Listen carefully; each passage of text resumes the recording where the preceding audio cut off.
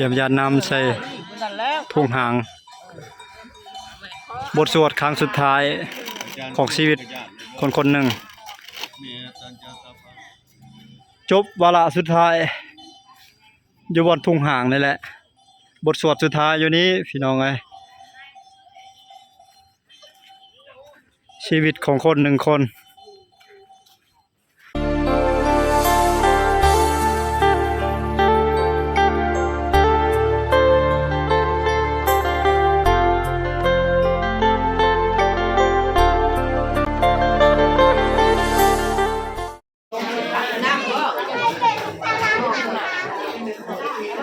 สบายดีสวัสดีเนียมเช้านะถือว่ากาเกียมการใส่บาตรถวายผ้าขาวสังฆทานต้นในงานบุญแจกวันสุดท้ายให้กับพ่อตามื้อนี้เป็นมื้อที่จะได้ไปปักทุ่งแล้วก็จบพิธีเด้อบัดนี้นะพระมันก็มาห้ารูปห้าองค์อาโลพ่อแม่พี่น้องป้าลูกหลานเจ้าทอดเจ้ามานำก็ได้สิได้ไหว้พระรับชิ้นเด้อว่าเนี่ยเด้อสิได้เข้าพิธีเด้อเชิญเด้อเฒ่าแก่แนวโฮผู้อยู่นอกอยู่ในมาไหว้พระรับชิ้นกันเด้อสิเลนะสุขติยังน้อมตุเกหอมปาตุกเตตาเขาตุกตาตาเดิมตามตุกนานาบังปา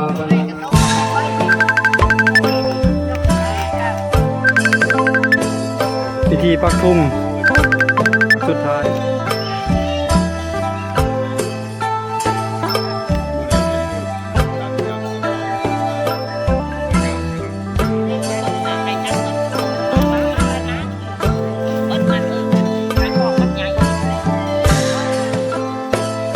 เตรียมยาน้ำใส่ทุ่งหางบทสวดครั้งสุดท้ายของชีวิตคนคนหนึ่ง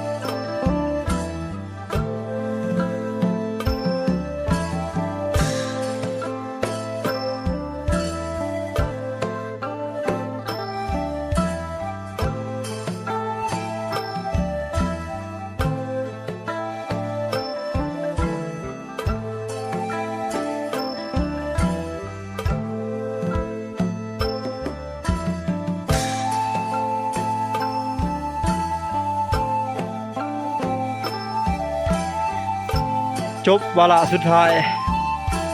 อยู่บนทุ่งหางนี่แหละบทสวดสุดท้ายอยู่นี้พี่น้องไงชีวิตของคนหนึ่งคนที่จะครบรอบ100 วันใดอยากจะเฮ็ดบุญอีกก็เฮ็ดได้ถ้าอยากเฮ็ดแต่บ่อยากเฮ็ดแล้วก็แล้วแต่โอ้หมักโม่เนาะวัดป่านี่มีหมักโม่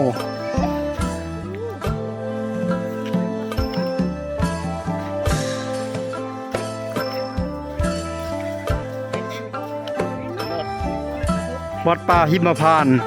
บ้านหาน้ำเมืองสองคอนแขวงสารเขตวัดป่าหินศิลาว่าพิษวัดป่าหินศิลาบ้านหาน้ำเมืองสองคอนแขวงสารเขต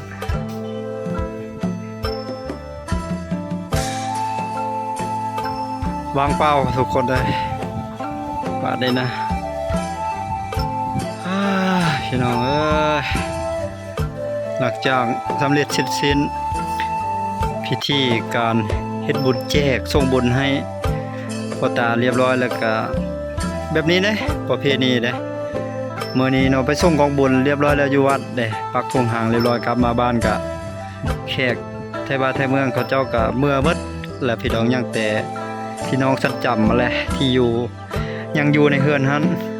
กับผู้เขาโตแขนกันนี่เด้บ่รัดก็ได้ผูกแขนเนาะเพิ่นผูกแขนเพื่อเอิ้นขวัญพี่น้องเอ้ยนี่ตามประเพณีของคนชาวพุทธฟังเล่าวจะได้มัดแขนเนาะหลังจากเสร็จพิธีแล้วเอิ้นว่า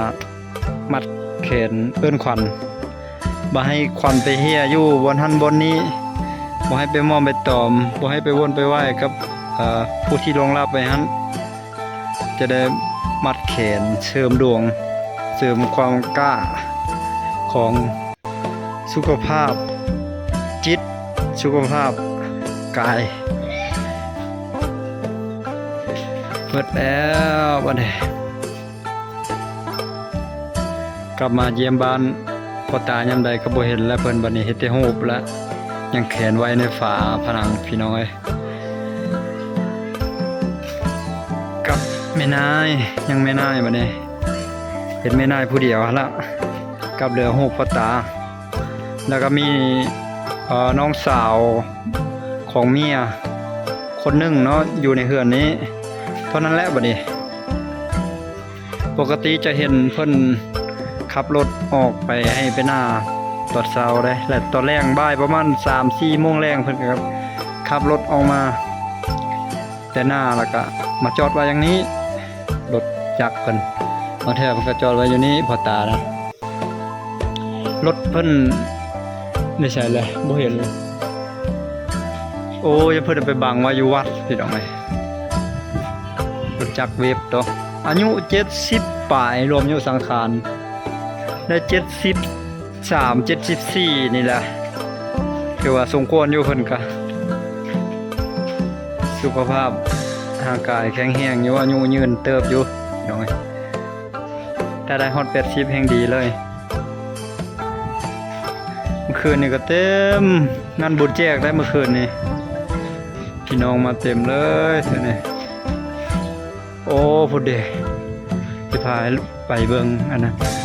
รถฟอร์ตาฝนก็ตกเมื่อคืนนี่ก็ตกเลยพี่น้องเอ้ยรถจักรเพิ่นยังอยู่ได้เหลือไว้ด้วยความทรงจำเป็นยี่ห้อเกาหลีรถคันนี้ทนขนาดเราอยู่นะเพิ่นเจ้าของไปแล้วเอารถจักรยังอยู่ในที่ไปบังให้ตำหลังได้ที่ไปบังนำมาพระอาจารย์อยู่วัดให้ตามความเชื่อพี่น้องเอ้ยโมโหสิได้รับหรือบ่รับและแต่ความเชื่อประเพณีของคนชาวพุทธฟังลาวบ่ฮู้ว่าทั้งฟังอีสานทั้งนั้นเฮ็ดคือกันหรือบ่แต่ฟังลาวนี่ถ้าผู้ใดนับถือศาสนาพุทธแม่นจะได้นำมาสิ่งของผู้ที่ล่วงลับไปหั่นอย่างเช่นว่ารถจักรบ่เครื่องใช้หยังต่างๆเนาะอาจจะไปทำพิธีการบังอยู่วัดให้พระอาจารย์อยู่วัดเพิ่นสวดมนต์ให้ทำพิธีให้แล้วเฮาจึงเอากลับขึ้นมาหลังจาก3วันหรือว่าวันที่3และผู้ที่ลงรับไปก็จะได้รับเครื่องที่เฮาส่งให้นะบางเคสที่บ่รัดเห็นแม่นเผาให้เลยเพียงเลยอันนั้น โอ้โหว่าสิเป็นได้เนาะก็แล้วแต่ความเชื่อของไผ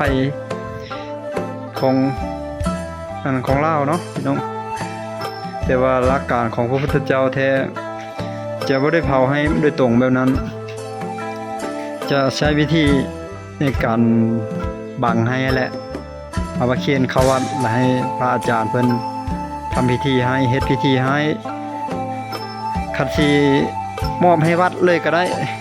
มอบให้พระอาจารย์ใช้เลยก็ได้อยู่วัดถ้าอยากเอากลับคืนมาก็ได้หลังจากเสร็จพิธีนั้นประมาณ3วันวันที่3ที่4ที่ว่าเอากลับคืนมาได้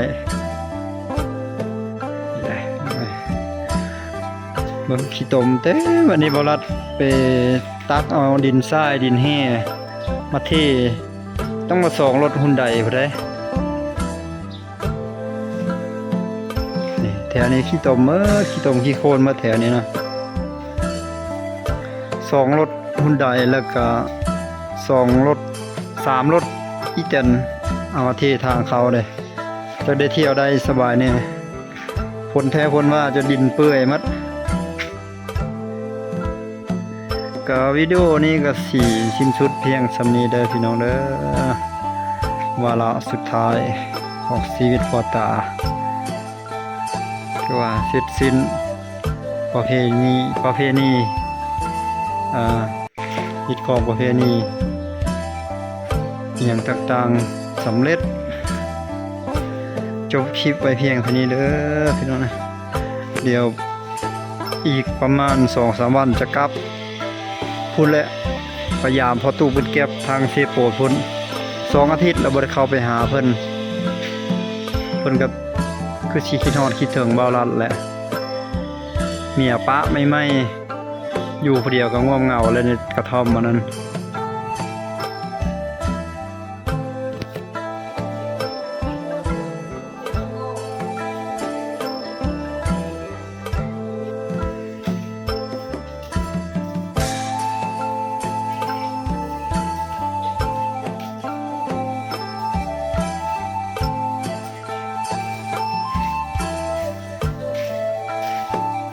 เงียบเงินครัวกัน